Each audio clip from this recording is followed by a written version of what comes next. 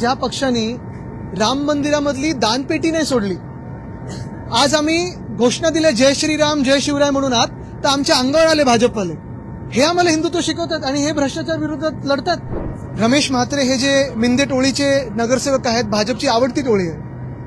अशा गुंडगर्दी करणाऱ्या लोकांना नगरसेवक बनवून आणि यांचे जे गुंडगर्दीचे महागुरू आहेत मिंदे, हे पण असेच आहेत आणि मुळात ह्याचसाठी आहे ना भाजप पाळत आहे. रमेश म्हात्रे यांनी ज्या पद्धतीने डॉक्टरांनी नर्सेसला मारहाण केलेली आहे, संप अनेक ठिकाणी सुरू झालेला आहे. मला वाटतं आपण सगळ्यांनीच तो व्हिडिओ पाहिला. भयानक व्हिडिओ आहे. रमेश म्हात्रे हे जे मिंदे टोळीचे नगरसेवक आहेत, भाजपची आवडती टोळी आहे. अशा गुंडगर्दी करणाऱ्या लोकांना नगरसेवक बनवून आपण आता पाहिलं असेल, त्यांनी डॉक्टर्सवर जो हात उचललेला आहे, अतिशय भयानकपणे हा अटॅक झालेला आहे.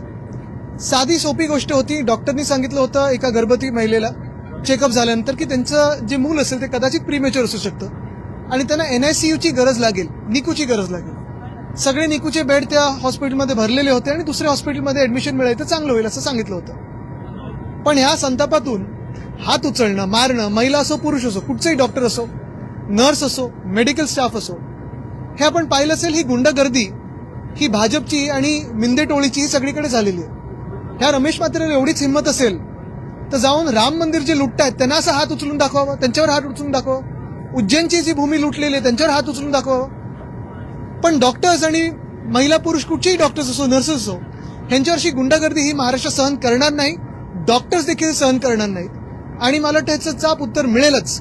पण महत्वाची गोष्ट म्हणजे ह्या नगरसेवकाला नुसतं अटक नाही तर बरखास्त करून ह्याची परेड काढली पाहिजे डोंबिवलीमध्ये, नाहीतर हा महाराष्ट्र शांत बसणार नाही. रमेश म्हात्रेंची पार्श्वभूमीच ही अशा पद्धतीने गुन्हेगारी स्वरूपाची राहिली, कुठेतरी कायद्याचा भाग त्यांना राहिला. पार्श्वभूमी असो किंवा नसो, कोणी असं जर केलं आणि डॉक्टर्सवर हात उचलला, नर्सवर हात उचलला, बरं अशा कारणासाठी, तर मग ह्या लोकांनी न्याय कोणाकडे मागायचा?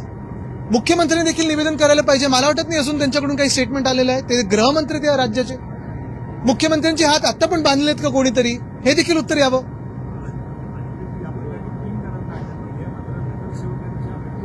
अटक कोणालाही झाली असेल तरी नगरसेवकाबद्दल काय, त्याला कोणी अटक केली आहे का? त्याची परेड कोणी काढली आहे का? त्याला बरखास्त केलंय का? की अशीच मस्ती आम्ही सहन करत बसायची? हे आज डॉक्टर्सवर हात उचललाय, कोणावरही उचलत राहतील, रस्त्यावर कोणावरही जाताना हात उचलतील.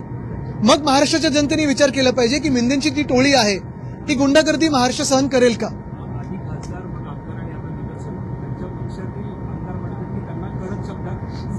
नाही, तुम्ही पाहिलं असेल तो एक दुसरा आमदार होता, त्यांनी कॅन्टीनमध्ये हात उचलला होता.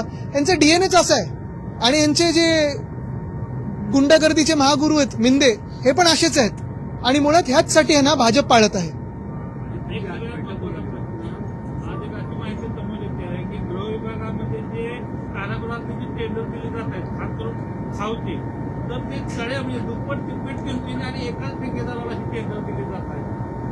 अहो, हे ज्या पक्षाने राम मंदिरामधली दानपेटी नाही सोडली, आज आम्ही घोषणा दिल्या जय श्रीराम जय शिवराय म्हणून आत, तर आमच्या अंगावर आले भाजपवाले. हे आम्हाला हिंदुत्व शिकवतात आणि हे भ्रष्टाचार विरोधात लढतात. आपण जर पाहिलं असेल तर गेल्या 5-6 वर्षामध्ये भाजपने अनेक असे लोक घेतले ज्यांच्यावर थेट भ्रष्टाचारचे आरोप भाजपवाल्यांनी केले होते. प्रधानमंत्री महोदयांनी स्वतः केले होते आणि त्यांना या देशामध्ये मुख्यमंत्री उपमुख्यमंत्री बनवलेलं आहे. मग बंगालचे बघा, बिहारचे बघा, आसामचे बघा, महाराष्ट्रात देखील तसंच होतं. ज्यांना पळायला लागले ED CBI मुळे त्यांनाच मुख्यमंत्री बनवलं होतं आणि यांच्याकडून आपण भ्रष्टाचारी विरोधी कारवाईची अपेक्षा करतो. एक मिनिट,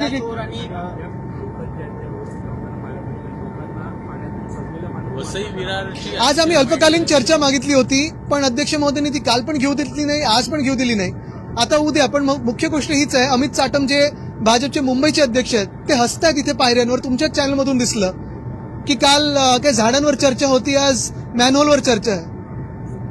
आता काय म्हणजे कशावर हसायचं हे भाजपने, आता देशावर हसत आहेत भाजप. म्हणजे राम मंदिर लुटलं, उज्जैन लुटलं आणि आता आपल्यावर हसतात की बघा आमच्यावर विश्वास कसा ठेवला.